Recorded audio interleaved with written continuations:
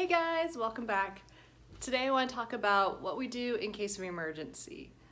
Typically in the early part of a semester we'll have some fire drills or earthquake drills, so don't be alarmed if you hear the alarms go off. Just follow the emergency procedures and go ahead and follow all the people out to the safe points.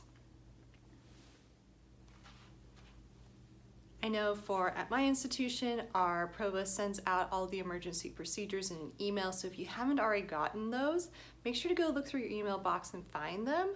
That way you know where to go and what the processes are for keeping yourself and your students safe. Now, of course, natural disasters are not the only sort of disasters that can happen.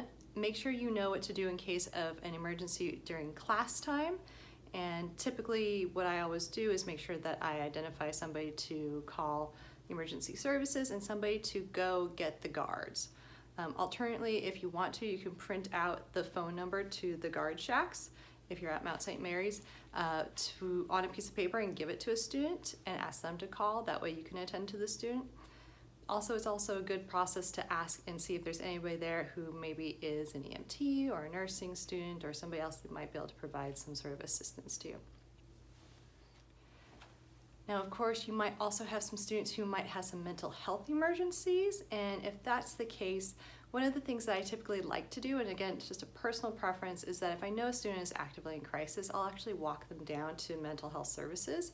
That way I am sure that they get seen and that they're being taken care of, and that something doesn't happen on the way, or that they're simply just promising me that they'll go. Last but not least, sometimes you might experience a lesser emergency, but one that means that you can't come to work. If that's the case, you want to make sure to contact the Provost office, because they are the ones who send out the notification to students that the class is canceled. It's also a good idea to let the educational leaders in your department know. That way they can help you make arrangements for class coverage, or maybe help you get caught up on stuff and kind of make sure that you're able to do the things you need to do. Again, if you're at another institution, which I know many of our adjuncts teach at multiple institutions, I'd encourage you to look into what the emergency procedures are at that institution, because they do vary slightly from institution to institution.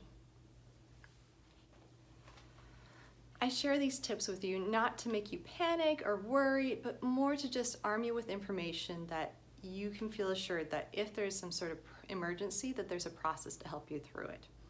Again, if something comes up or you have questions about what to do, you can contact me directly if you're at Mount St. Mary's, or if you're in one of our other programs, you might want to talk to your program director over there as well.